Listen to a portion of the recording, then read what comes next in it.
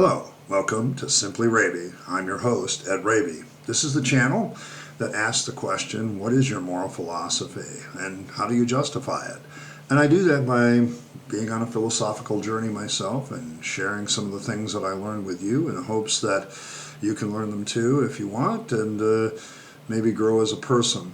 Today I'm going to talk about my pre-reading of this book, How to Be a Stoic, by Massimo Pigliucci, which the pronunciation has, there's a G in there, but the one pronunciation I saw kind of pointed out that Italian and G's, sometimes the G is there and sometimes the G is silent, so one of the pronunciations, and I think that's the one that's correct.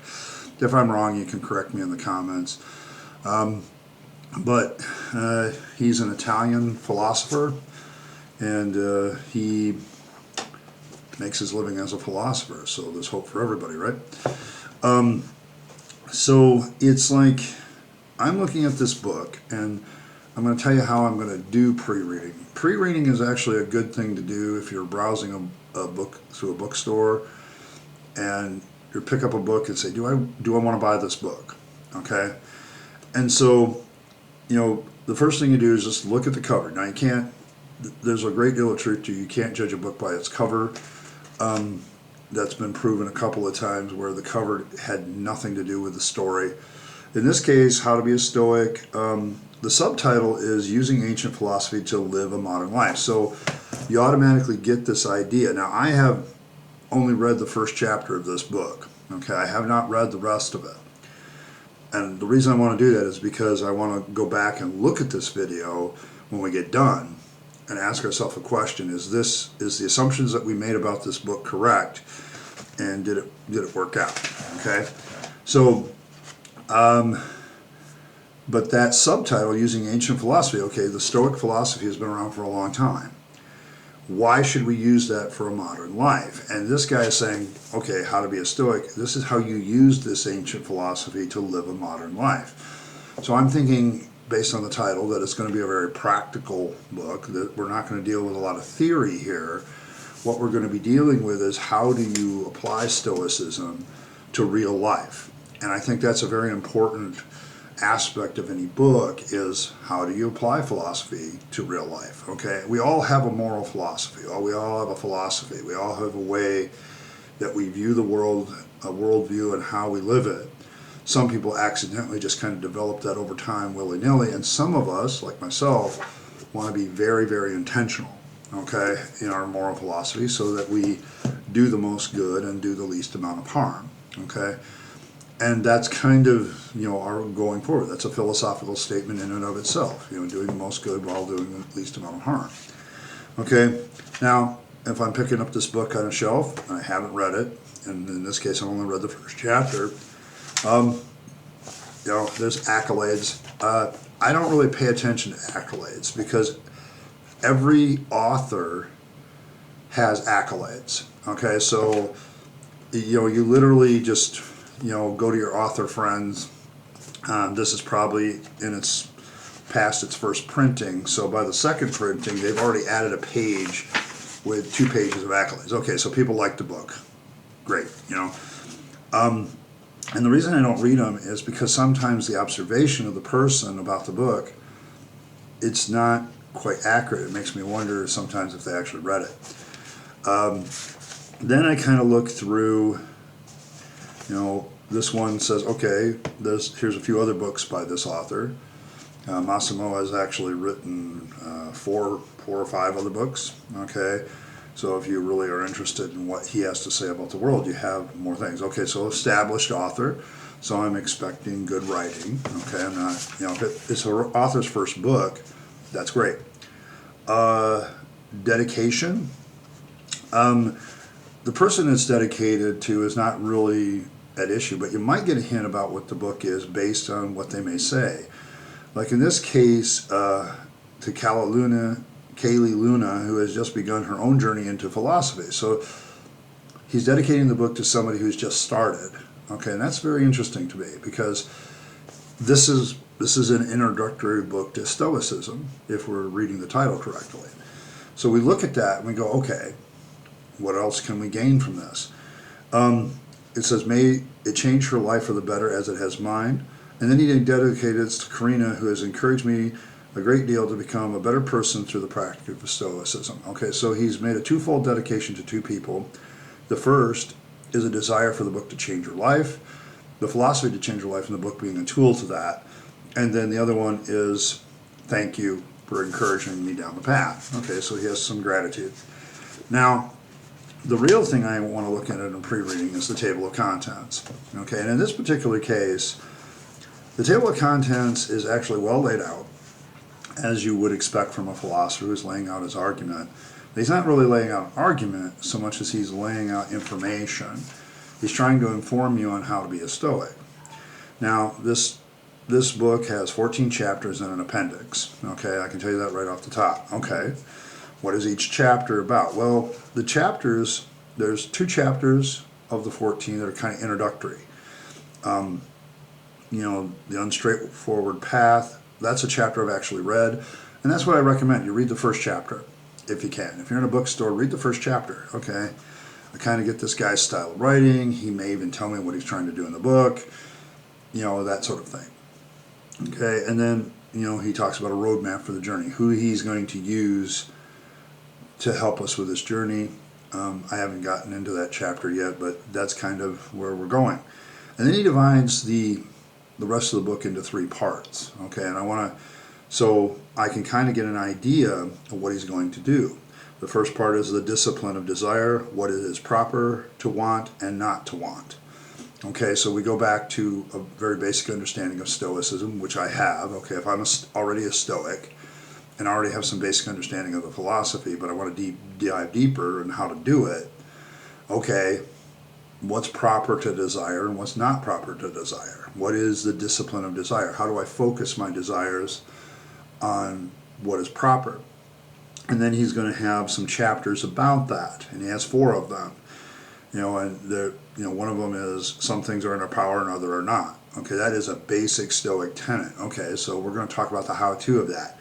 Living according to nature, playing ball with Socrates. I don't know what that chapter is about, but the title's really interesting. Okay, the way it's God or atoms. Okay, another one, proper desires. Okay, I know from reading the first chapter that this guy is pretty much an atheist. Okay, he doesn't really believe in anything. Okay, but he has some other issues with atheists, which I'll talk about when I review chapter 1. And that's kind of the way I'm going to do this. I'm going to give my review of chapter 1 after I've done my 3 things, which is observe, interpret, and then apply. Okay, is there any applications here? Okay, usually with introductory chapters, the application is kind of a discussion of some of the things they bring up that maybe I agree or disagree with.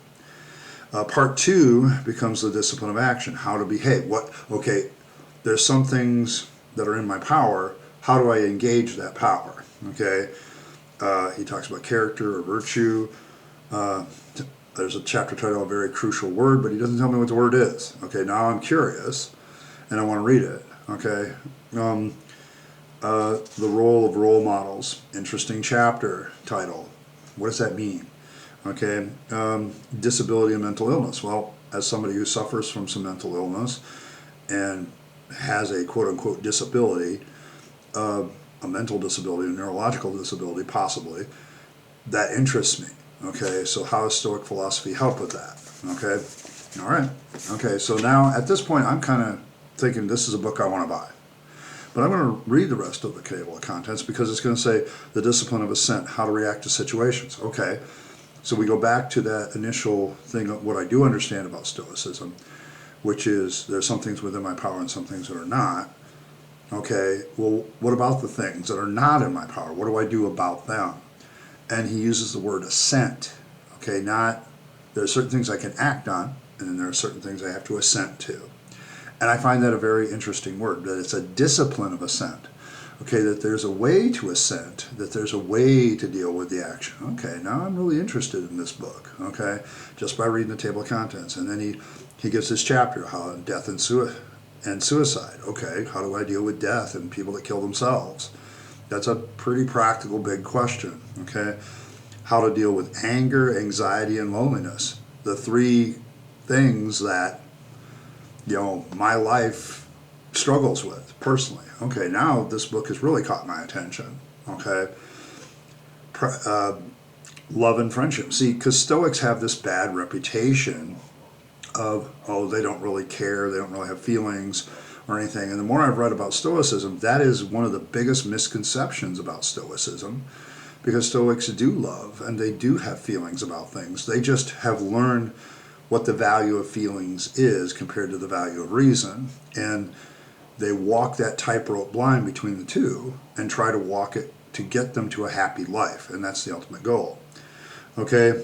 And then he does talk about love and friendship. And then he talks about practical spiritual exercise. Okay, how do I practically live this out? Okay? And then there's an appendix on the Hellenistic schools of practical philosophy. And so I'm interested to see, as an afterthought, okay, where should my journey go next? Okay, anything else I do with pre-reading? I might, and as I said it before, I would read the first chapter. If I'm in a bookstore, I look at the first chapter, it's 15 pages. Okay, where's your chair? Okay, and I'll read the first 15, okay.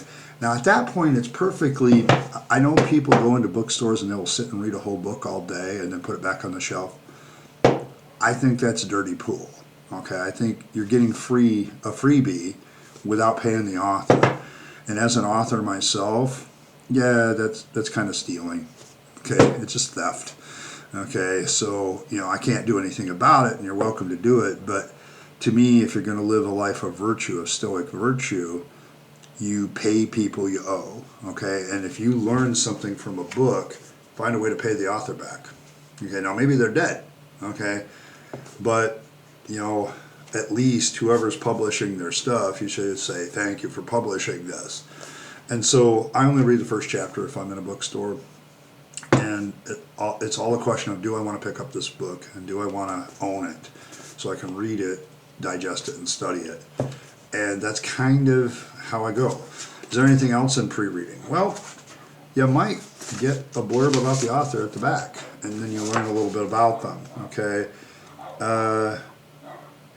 This guy is a KD Iranian professor of philosophy at City College of New York. He holds PhDs in genetics, evolutionary biology, and philosophy. So he's a philosopher and a geneticist and an evolutionary biologist. So he has the practical side and the philosophical side working together. I find that very interesting. He has written for many outlets, including the New York Times, and has written or edited 10 books. He lives in New York City, New York, and so he's a New York author. I listened to a little bit of a TED Talk about him, and he has a very American, New Yorkish type accent, very well spoken. But originally was in Italian. So I think this is going to be an interesting study. I'm interested to see where it goes, but this has been my pre-reading of what I do before I buy a book, but also a good pre-reading to kind of get an idea where the book is headed. And I really think people, when you read a book, this is what you should do. Okay, I'm not saying you have to do it. I'm not your guru. I'm not your authority. I would never appeal to my authority at all because I don't really have any. But I think this way you can kind of decide if you want a book or not, and it's a good example. In this case, there's a lot of things in reading the table of contents that I'm like, yeah, these are some of the issues I deal with personally. Can Stoicism be a help to that? So that's kind of where I'm going with this. Probably for the future, after I finish a chapter, I'll talk about the chapter. I'll come out and talk about the chapter. It'll be chapter 1. This is what the title of the chapter is. And I want to make it very clear, I'm not reading this book. I really think that people should blow it. I'm just giving my opinion on whether I think the chapter is valuable or not. And to do that, I'm going to have to kind of give you some of the contents and some of the, the outline of it, but I'm not going to read it. I'm not going to do any of that. There's copyright things that I respect. So, and so that's kind of where I'm headed. I want to thank you all for stopping by. Hopefully this will spark your interest in this book and in the discussion that I'm going to have about it. And, I thank you for every person that has come by so far and liked and shared and subscribed to the channel. Those of you that have hit that notification bell so you know when new content is uploaded. This channel does almost daily content. Sometimes I take a day off. So far I haven't done that at present. As of this video, I've done a video every day. And I'm just a pilgrim on a journey trying to share what I learned. And so thank you once again for stopping by, and you guys have a great day.